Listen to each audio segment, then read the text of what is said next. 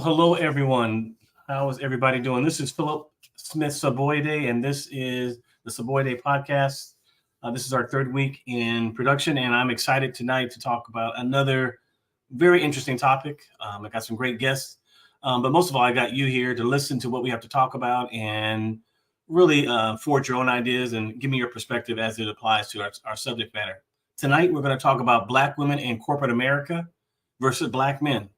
Why have Black women been so successful in the workplace in the last 15 years versus Black men?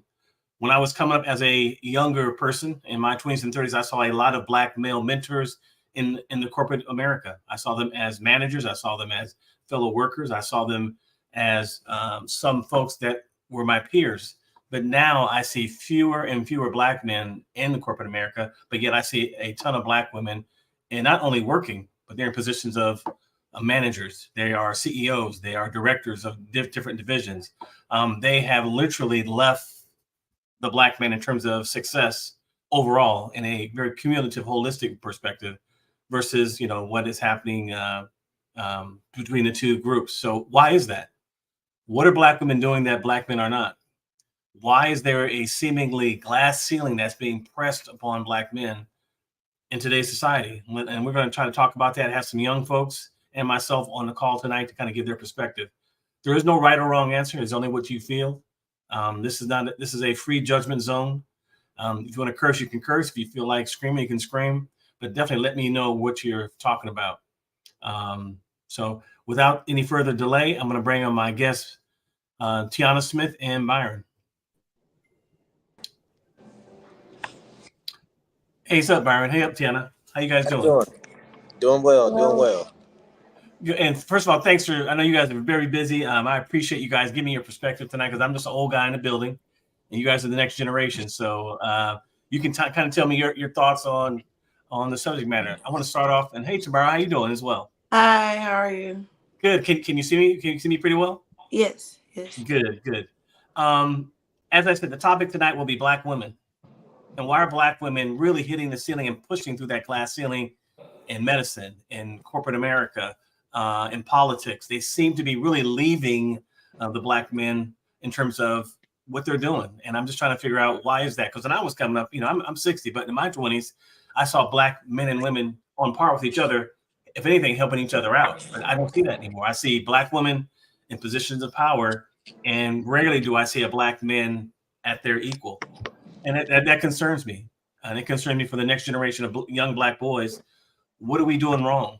Is there something in our culture that we are not promoting in the right way that we're doing our women, our young girls, and our Black men? Are we just not getting it? So with that, I'm going to start off with you, Byron, because you're our old vet from last week. Why do you think Black women are succeeding in much, much higher rates versus Black men? Byron. I guess Byron is talking to somebody. Hello, Byron. Okay, we'll go. Hey, Tamara, can you hear me? Yes, I can hear you. I think he's muted. Okay.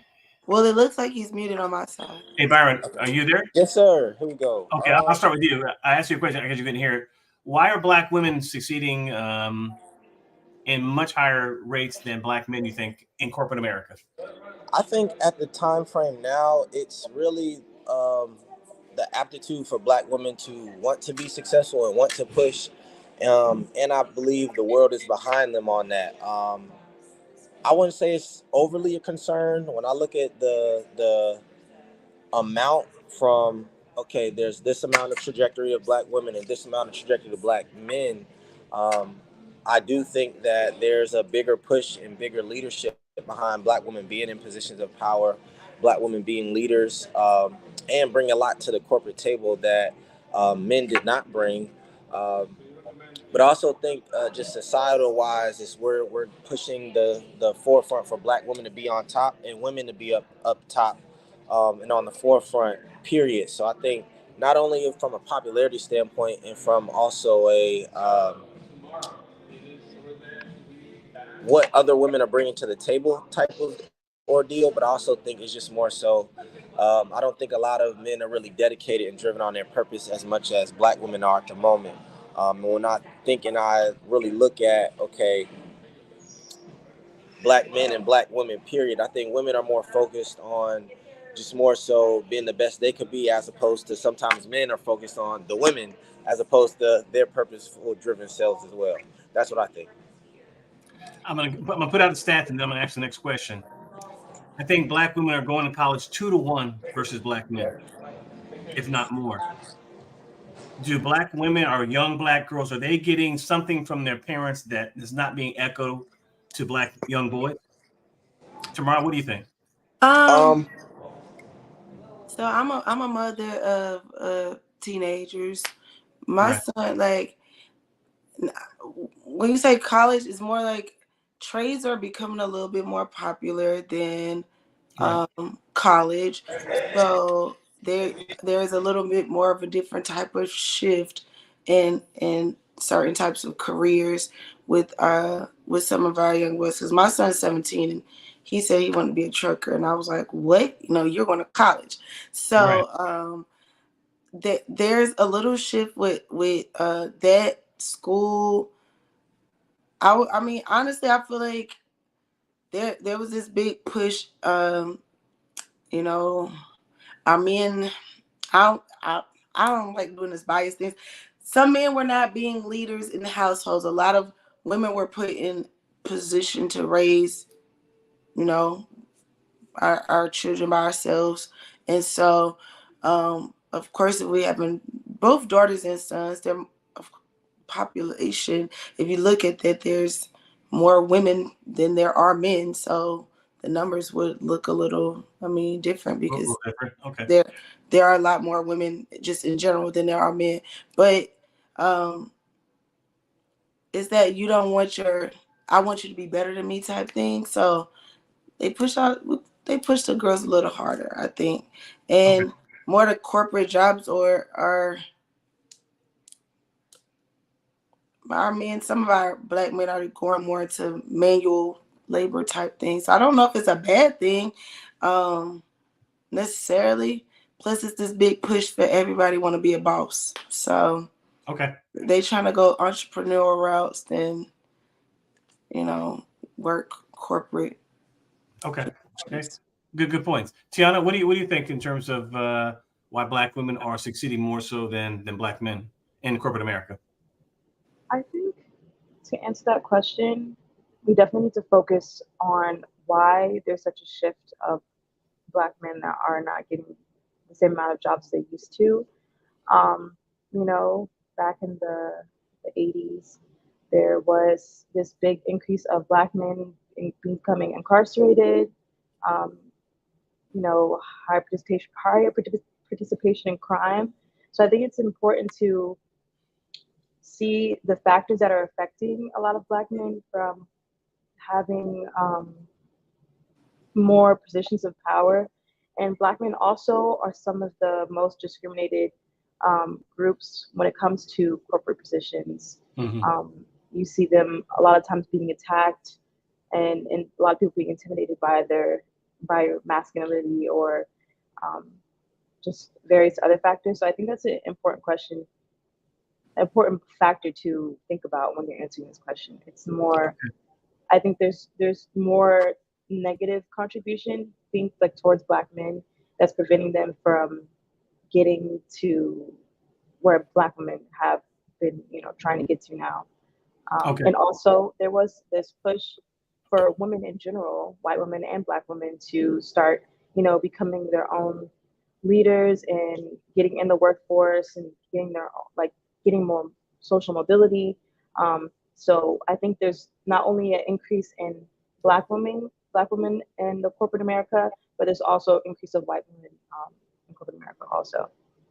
Okay. So I think it's less of sometimes it can be less of a race thing, but more of a gender thing. Okay, very good. I'm gonna put this out to all three of you guys. You guys are a lot younger than me. Is there something toxic in our Black culture right now?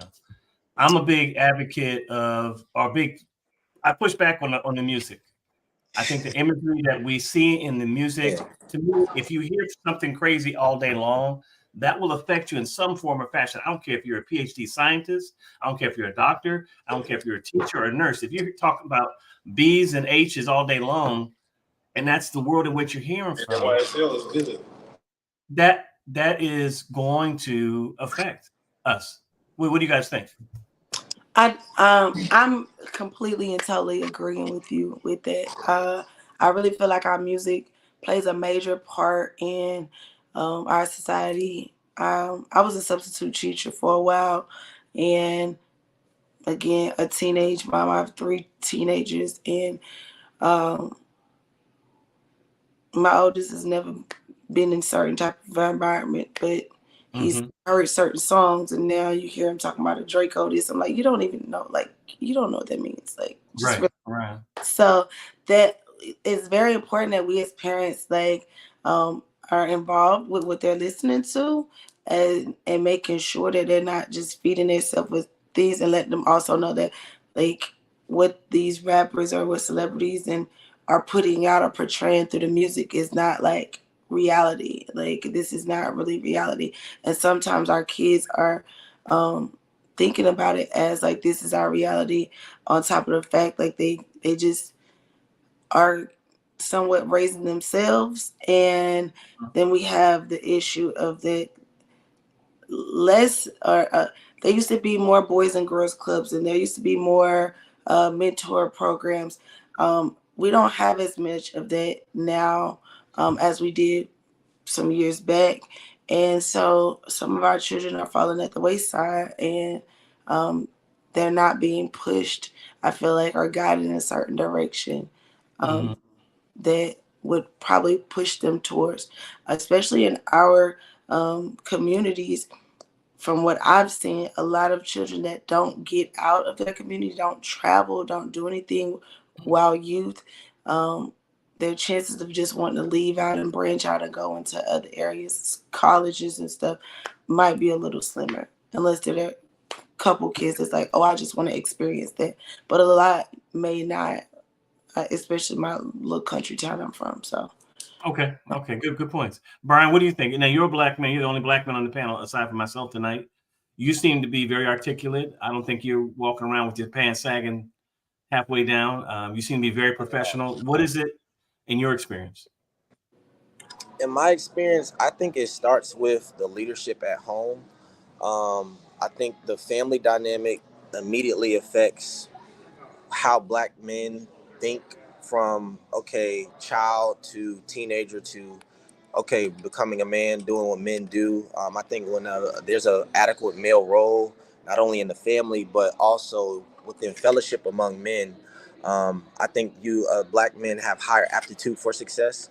Um, I do think there's toxicity in just the black community culture wise, not only from the music side, but it's more so the portraying of what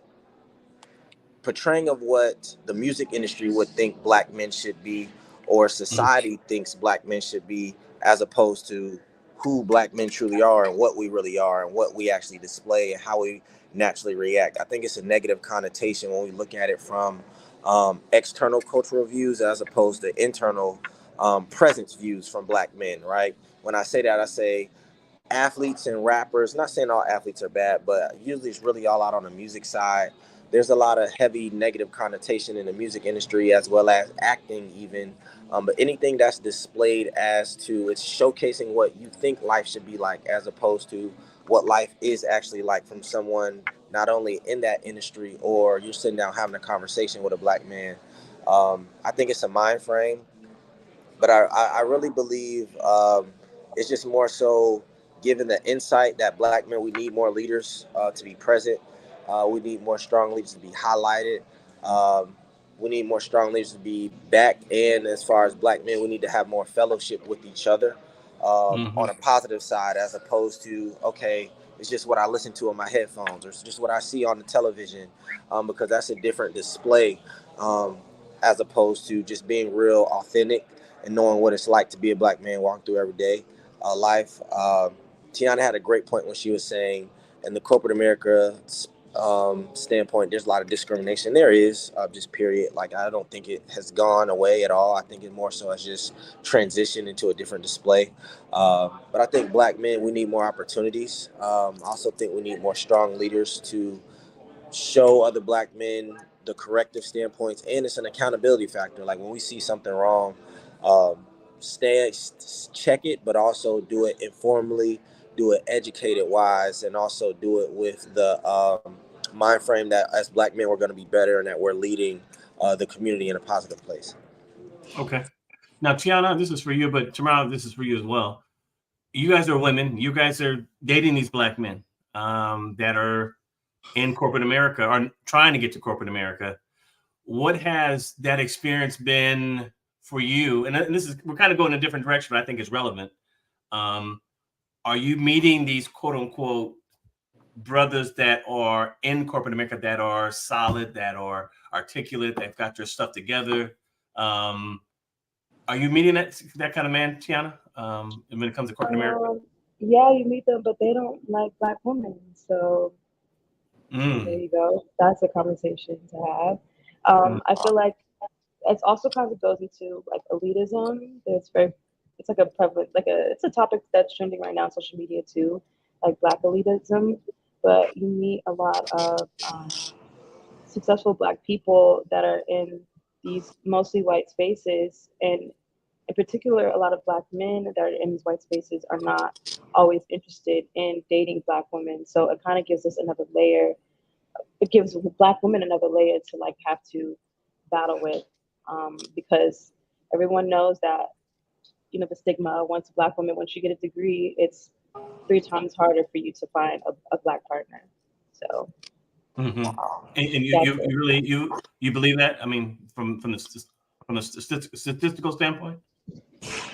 I see it. I it hasn't been like too much of an issue for me at the moment, but I do see it amongst some of my black male friends, and the people that I know. So especially like living in the West Coast compared to living in, you know, in Georgia or something like that, it's difficult to find black men that are interested in dating exclusively black women. Okay. Good points. Good point. Tamara, what do you think? Um, No, this Wow, is for shocking. this is No, this this is for shocking to me tomorrow. I'm is sorry. good. I can But say honestly, Hey, just from being it's around for other black men and knowing other black men,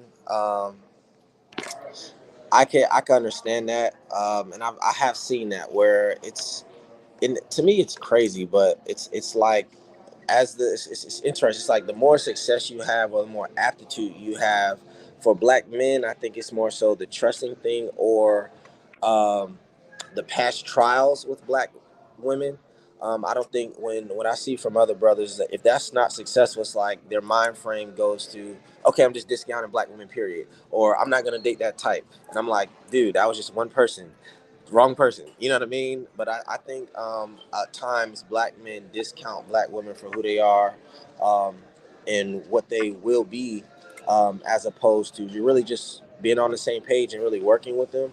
Because I do okay. think it is harder. But what I find is for as a black man, it's like it becomes popular. To, okay, well I'm gonna date outside my race, or I'm gonna date her because she's mixed with this, or you know what I mean. And it's like that's the crazy thing. I think there's a stigma behind black men falling. I don't want to say fall in love, but I think it's a stigma behind black men falling under the popularity of I want something different as opposed to who I naturally or innately come from. You know what I mean? And I don't think that's the best, honestly. But I see that's a more added difficulty for our black women. It's like that's not really what it should be at all. But black love is strong. Black love is powerful.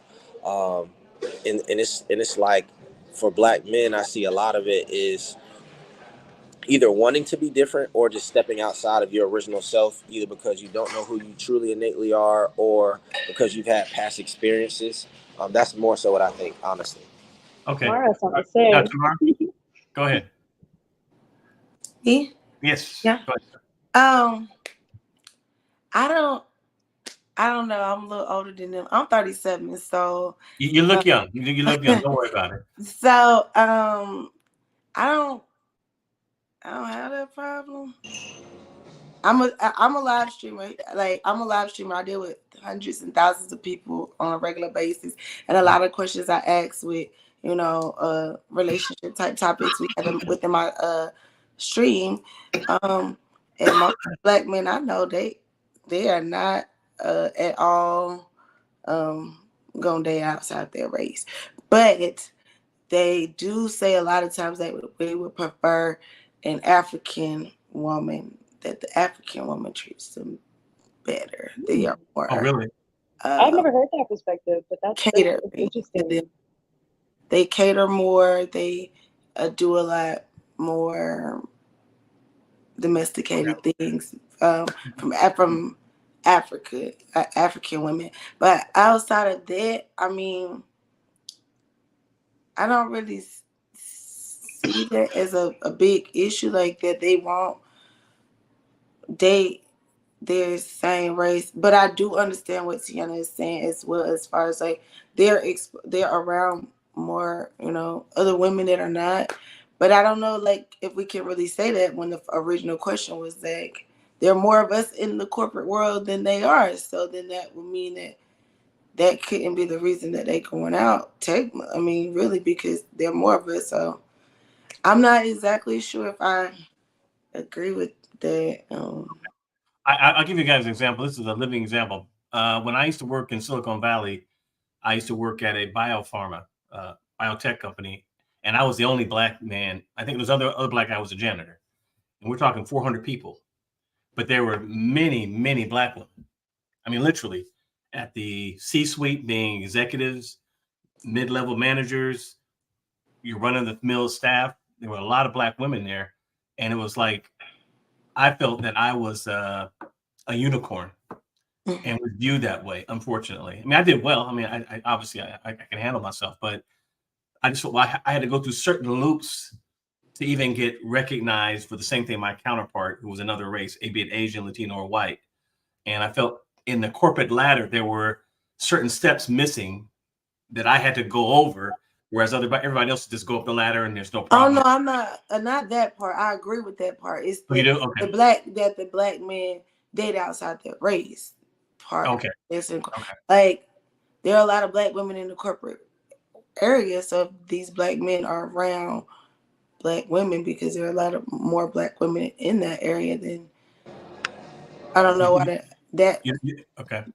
is, but I can't say that I've really had a lot of men say that to me.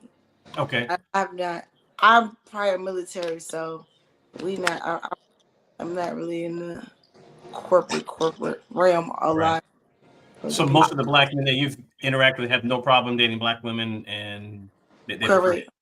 They won't. They will tell you like I'm not dating outside my race, or that they will date African women because the African women, well, they're more submissive. That's the word they like to use. They're more submissive. Okay. That's funny I because would I hear I the would same agree. thing. Go I would ahead, agree. Tiana. I'm up. Go ahead. Go ahead, Tiana. I was gonna say I hear the same thing, but in regards to white women, like a lot of the Black or some of the Black men I know, when they do talk about dating outside the race, it's because other races are more submissive. Like Asian women or white women are more submissive and more catering to their family or whatever. Um, yeah. Mm-hmm.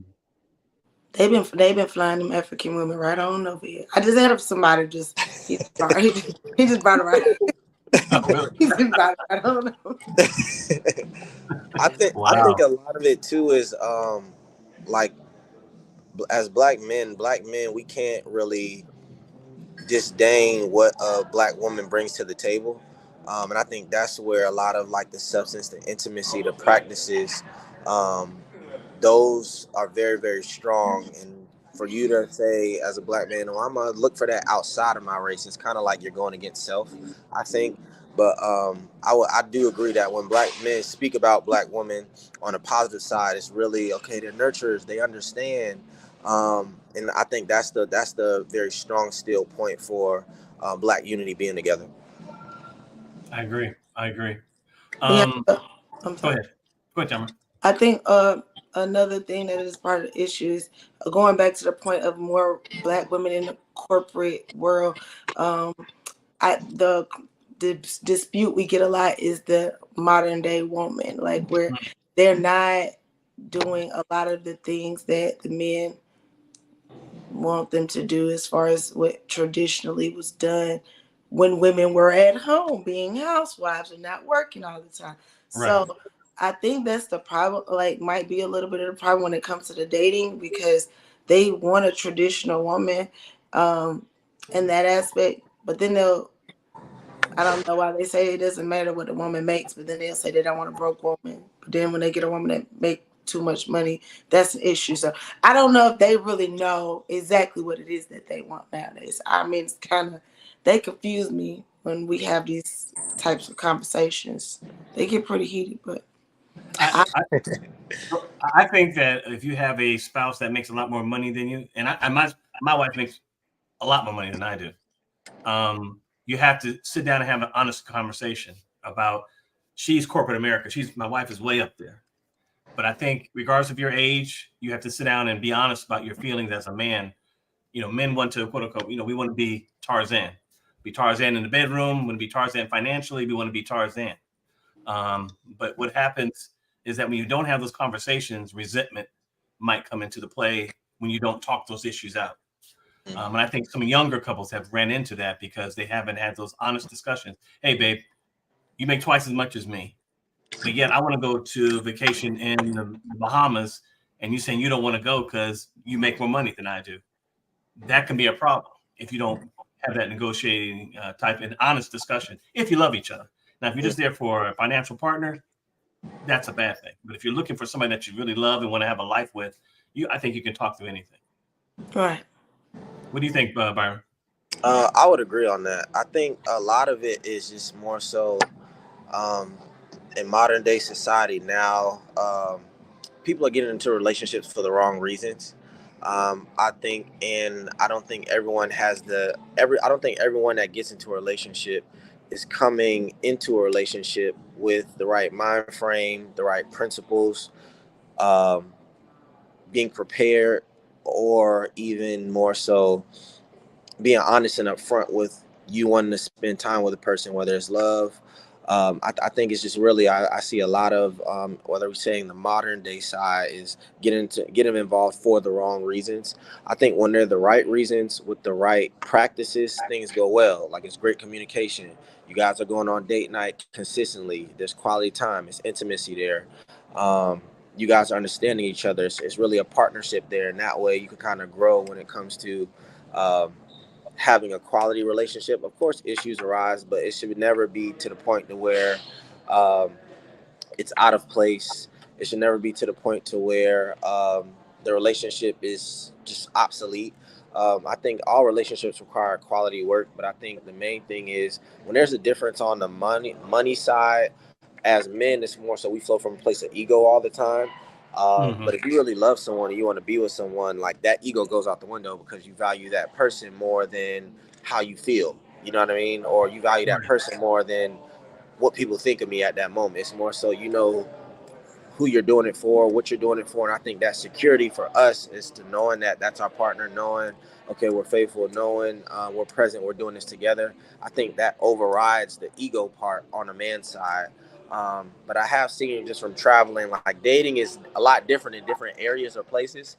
And I don't want to say geographically, but it's interesting just to see that. Like when you're on the West Coast, it's a little I'll say it's a lot different than if you're in Texas or if you're in New York, you know. And I think that's the main difference that we see.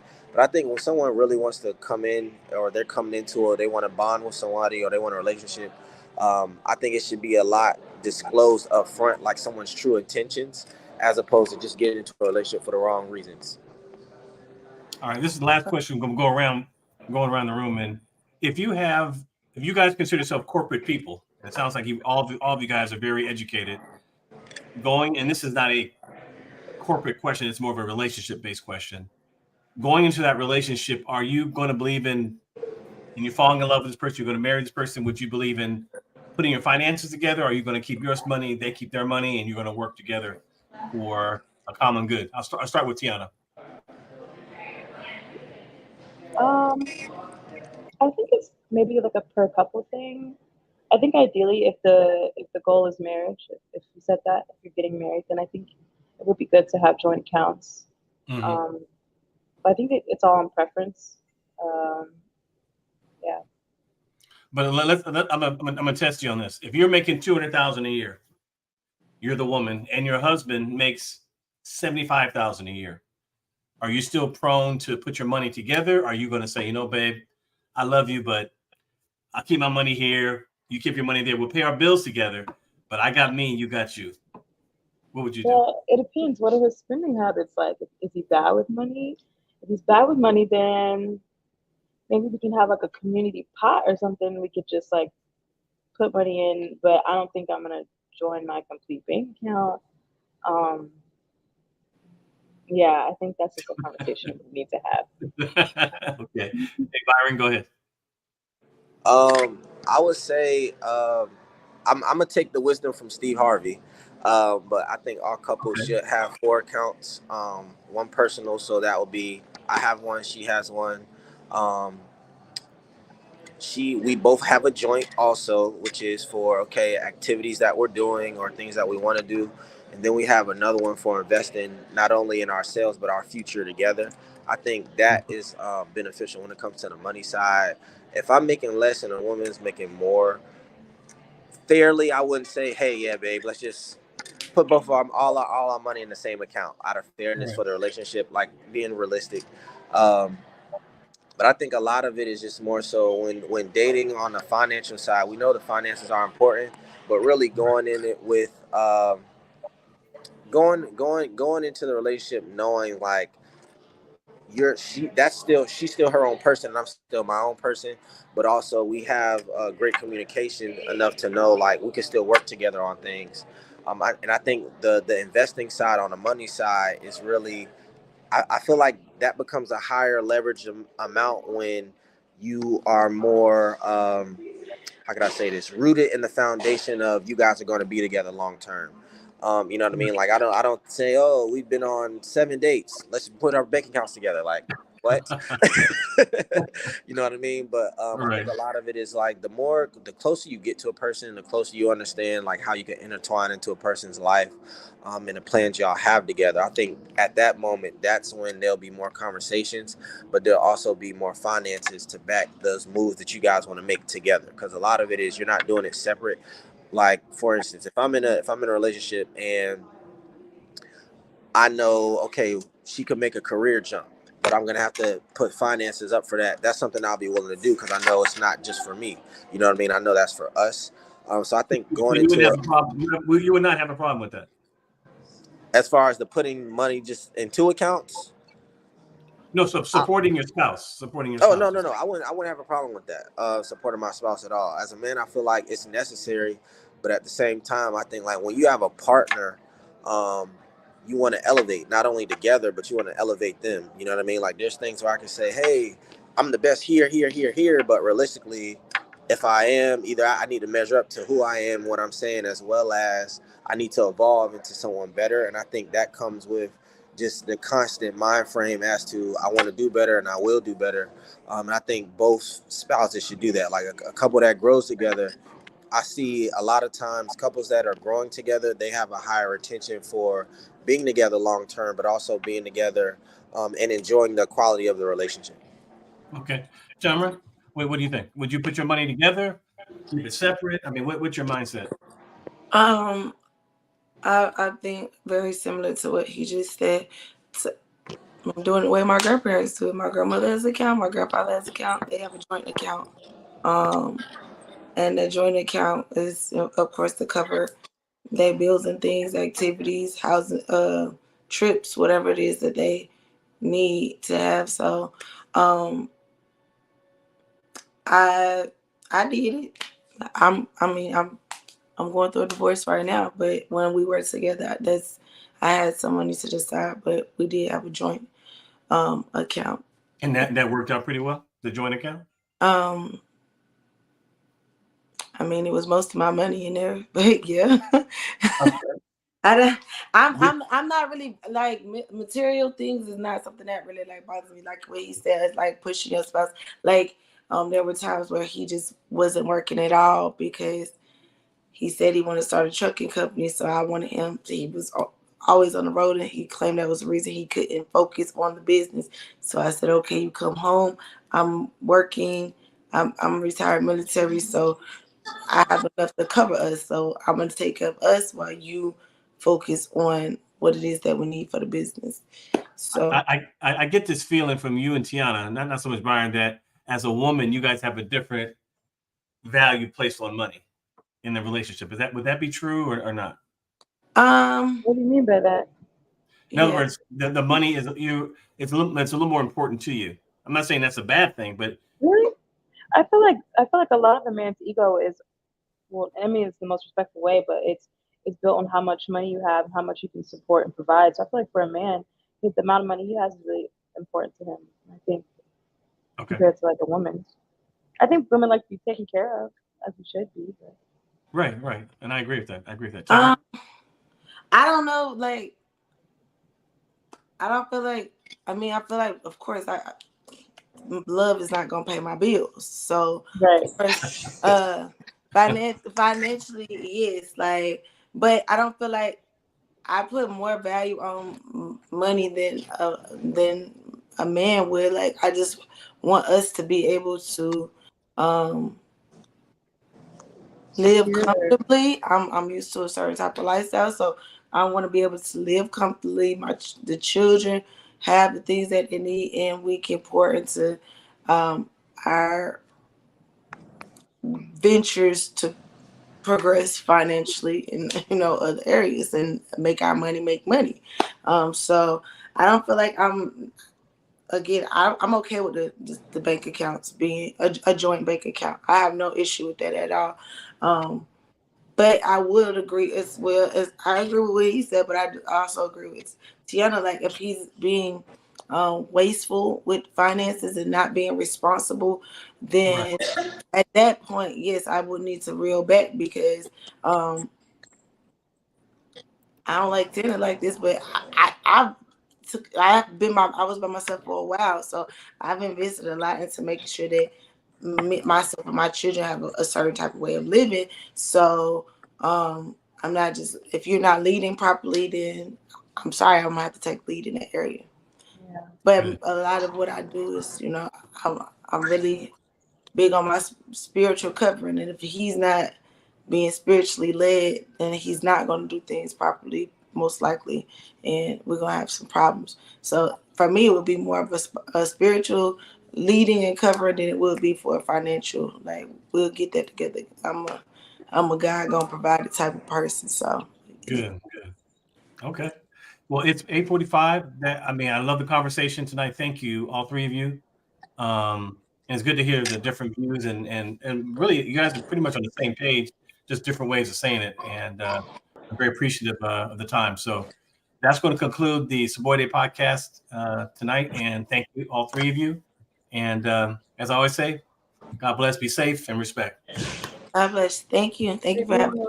Appreciate Oh, it. Thank you, brother. All right. yeah.